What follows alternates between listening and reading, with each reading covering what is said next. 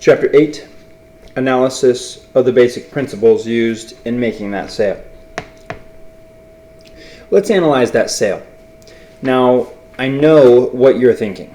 You are saying to yourself, how can I use this technique? That may be all right for you. That sold insurance. But how can I use it?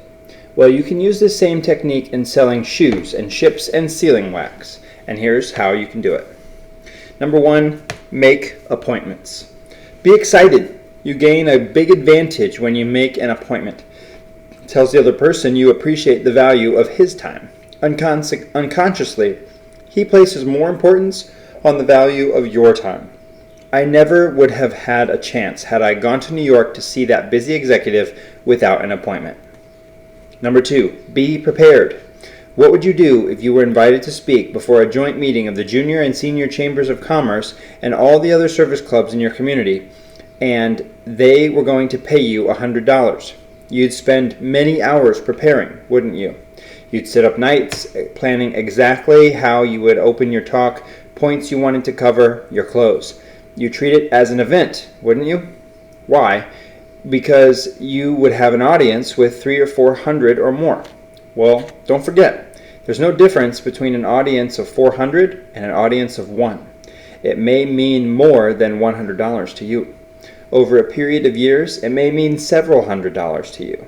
So why not treat each interview as an event? After I got that phone call from my friend saying he had arranged an appointment for the following morning, I sat at my desk for probably 30 minutes wondering what I would say to this man. Nothing I could think of appealed to me. Well, I thought, I'm tired now. I'll do it tomorrow morning on the way over on the train. Then that small voice whispered in my ear, tomorrow morning, nothing. You'll do it right now. You know how you lack confidence when you go out unprepared. This man has agreed to an appointment with you, Betger. Let's prepare and go over there with a winning attitude. After a while, this question came to me. What is the key issue? Well, that wasn't so hard to answer. Credit. This silk manufacturer must have credit. His creditors insist on his life being insured. Every day, every hour he delays action in obtaining this insurance, he takes a big risk. Net cost of the insurance really isn't important at all. This simple little idea has proved to be a constant help to me in preparing for an interview or a speech. I get started right if I first ask myself this question. Number 3, what is the key issue? Or what is the major point of interest? Or what is the most vulnerable point? That's what won the business for me in competition with 10 other large companies. Listen to what Mr. Booth said to me while we sat eating lunch that day. I suppose some of my insurance friends are going to get a big shock, but they have been pushing me around for weeks, knocking each other, trying to show me how much cheaper their plan would be. You didn't know anybody, but you made me realize the risk I was taking by waiting. And then, with a grin, in fact, I became terrified of thinking of the possibility of losing that credit. I decided I would be just stupid if I went out to lunch before I had that examination made. That sale taught me a big lesson. Never try to cover too many points. Don't obscure the main issue. Find out what it is, then stay right on the beam. Number 4, keyword notes. It is an unusual person who can go into an interview or conference and make even an important telephone call and A, remember points he wants to cover, B, cover them in logical order, and C, be brief and stay on the main point. Unless I first make notes, I'm likely to fall down badly here. In preparing for the Booth interview, I made keyword notes. On my way over to the train, I reviewed these notes again and again until I knew exactly what I was going to say and how I was going to say it. That gave me confidence. I never once had to refer to my notes during the interview. However, if my memory fails me when interviewing people, I do not hesitate to pull out my card of keyword notes. Number 5, ask questions. Of the 14 questions I had prepared the day before, I actually used 11. In fact, this entire 15-minute interview consisted largely of questions and answers. The importance of asking questions is such a vital subject and has been such a big factor in whatever success I've had in selling that I'm devoting the whole next chapter to it. Number 6, explode dynamite. Do something startling, surprising. It is often necessary to arouse people and stir them to action for their own benefit. You'd better not do it, however, unless you are prepared to back up the explosion with facts, not opinions. I said to Mr. Booth, knowing what I do about the insurance business, if you were my own brother, I would tell you to take all those proposals and immediately throw them into that wastepaper basket.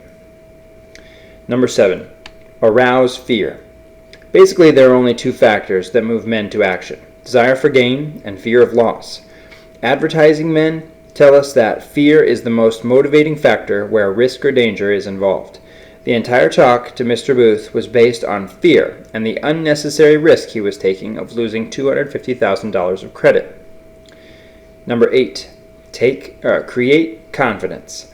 If you are absolutely sincere, there are many ways you can create confidence with people. I believe there were 4 rules that helped me gain this stranger's confidence.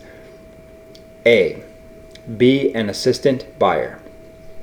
In preparation for the interview, I imagined myself a salaried employee of Mr. Booth's company. I assumed the role of assistant buyer in charge of insurance. In this matter, my knowledge was superior to Mr. Booth's. Feeling this way, I didn't hesitate to put all the enthusiasm and excitement I could command into what I said. That idea helped me to be absolutely fearless. The assistant buyer attitude was such a definite help to me in that sale that I have kept right on through the years playing that role. I would urge any young man selling or dealing with people to become an assistant buyer. People don't like to be sold. They like to buy.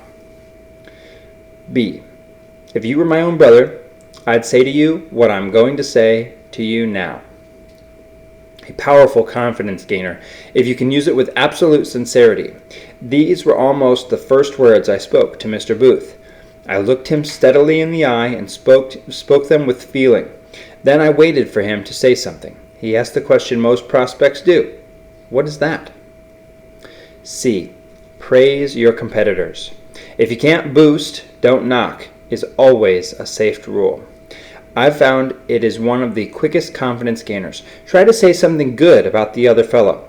When Mr. Booth spoke about having a friend with the New York Life, he said, "That's a pretty good company, isn't it?" I quickly responded, "None better in the world." Then right back to my questions. D, I am in a position to do something for you this morning that no other living person can do for you. A powerful selling phrase. Where it honestly fits, it has surprising effect. Let me give one example. As Dale Carnegie and I were getting ready to board the train one evening in Des Moines, Iowa, Russell Levine, a Livewire member of the Junior Chamber of Commerce, sponsors of our school, came down to the station to say goodbye. Russell said, "One of the phrases sold a whole freight car of oil for me yesterday." I said, "Tell me about it." Russell replied that he had called on a customer yesterday and had said, "I am in a position to do something for you this morning that no other living person can do for you." "What is that?" the customer asked, surprised. "I can get you a whole freight carload of oil," Russell said. "No," said the customer. "Why not?" Russell asked. "I wouldn't have any place to put it," the man answered. "Mr. D," Russell said earnestly, "if you were my own brother, I'd say to you what I'm going to say to you now." "What's that?" the customer asked. "Take this carload of oil now. There is going to be a shortage, and you won't be able to get what you need later. Besides, there's going to be a big advance in price." "No," the man repeated, "I have no space here for it." "Rent storage space," Russell suggested. "No," he said, "I'll have to pass it up." Later in the day, when Russell returned to his office, there was a message to call this man. When Russell got him on the phone, he said, "Russell, I've rented an old garage where I can store that oil, so you've sold me the carload." Number 9. Express honest appreciation for your listener's ability. Everyone likes to feel important. People are hungry for praise. People are starving for honest appreciation. But we don't have to go overboard. It is much more effective to be conservative with it. I know it pleased this successful businessman when I pointed out to him, they have confidence in you if you live, but in the event of your death, they don't have the same confidence in your company. Isn't that right, Mr. Booth?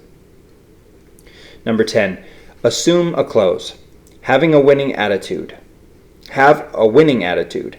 I took the gamble of making an appointment with Dr. Carlisle before I ever saw my prospect. I put all my chips on a winner.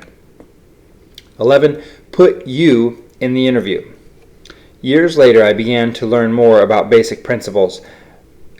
Years after I began to learn more about basic principles, I analyzed this sale and was surprised to find that I had used the word you and yours 69 times in that short 15-minute interview. I don't remember where I first heard of this test, but it is a superb way for you to make certain you are practicing the most important rule of all. Set things from the other person's point of view and talk in terms of his wants, needs, and desires. Would you like to try a highly interesting and profitable test on yourself?